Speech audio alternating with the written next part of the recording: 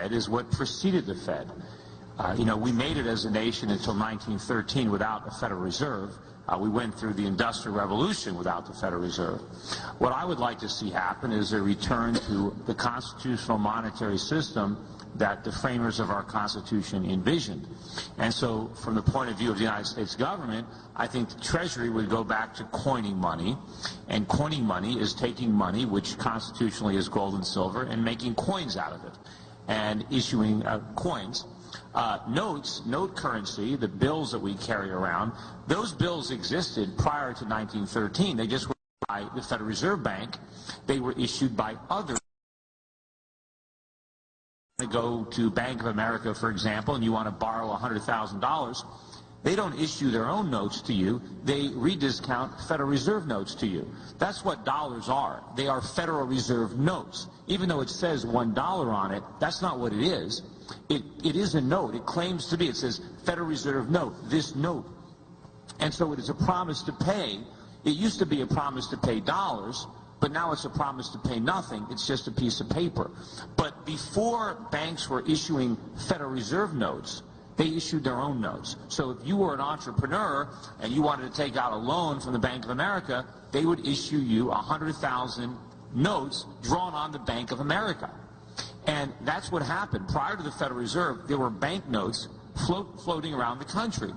And one of the reasons for the Federal Reserve was because, let's say you lived in New York and you traveled out to California and you had in your billfold some notes from a bank in New York and you wanted to spend them. You could take the, bank notes and spend them just the way you spend Federal Reserve notes. But what if the person in California didn't know? What if that bank failed? What if they weren't in business anymore? So the whole idea was to substitute a national note to replace all these individual notes because people would know it. But in today's day and age, with all the internet and the communications, it would be very easy for someone in California to verify the legitimacy of a bank note drawn on a New York bank. So I don't think that's an issue today. When we originally established the Federal Reserve, there was an idea that we would have an elastic money supply. And what an elastic money supply meant was that the money supply would expand as the economy expanded, but then contract as the economy contracted. Well, as we now know, that doesn't happen. What happens is when the economy is growing, the money supply grows, and then when the economy contracts, it grows even faster. It never shrinks. It's now just an engine for perpetual inflation. That was one of the main reasons for the Federal Reserve. It no longer exists. So ideally, if we can simply go back to real money, constitutional money, where the government simply coins money, which is all it was given the power to do in the first place. In fact, when they first wrote the Constitution, there was a movement to allow Congress to issue bills of credit, and it was struck down. I think it was 9-3 vote. We didn't want the federal government printing money. And in fact, the reason that the Federal Reserve is a private bank, it is not part of the federal government. It is a private banking syndicate. One of the ways that you know this, if you ever get a letter from the Federal Reserve, it's got a stamp on it.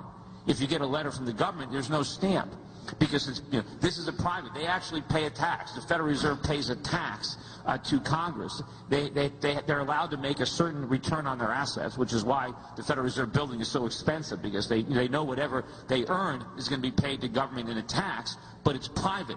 The reason constitutionally the Federal Reserve had to be private was because Congress cannot do what the Fed does, because Congress did not have the power to issue bills of credit. So if we can simply restore the monetary system envisioned by our framers, we can achieve two things. We can eliminate inflation, and we can go back to the deflationary environment that we had prior to the Fed. In 1900, prices were half of what they were in 1800. So without the Fed, Americans enjoyed a rising standard of living and falling prices. I know today, you talk to your grandparents and they're going to say, oh, gee, I remember when I was a kid, that only cost a nickel. Now it costs so much money. Well, our grandparents, their grandparents were telling them, gee, when I was a kid, it was half the, it was twice as much. Now it's cheaper. So we would go back to falling prices, which benefit everybody, and we would cut off the ability of the government to run deficits. The government would have to shrink because the government would only have the gold that it collected to spend. It couldn't simply print money and monetize its debt. So I think the country would function very well without the Fed. The problem is Can we ever get there? My fear is if we ever abolish the Fed, we would simply turn the printing presses over to Congress, and they would be even be more irresponsible than the Fed. You know, when people in the audience raised their hand, they said, you know, they want to make the Fed more accountable. The idea is to make it less accountable. If we're going to have it at all, let's have it completely independent from the political process, so they have the guts to stand up to Congress and not buy their bonds and raise interest rates when they have to be raised, instead of keeping them artificially low and perpetuating these booms and busts. Thank you, Peter. I just wanted to respond one thing on the Constitution, that there is legal tender. Article 1, Section 10 clearly states that no state shall make anything but gold and silver coin legal tender in payment of debt. Since the federal government is not given the authority to do that, it's clearly reserved to the states. So that is what is legal tender. Right now, you know, we are not, but there is that framework.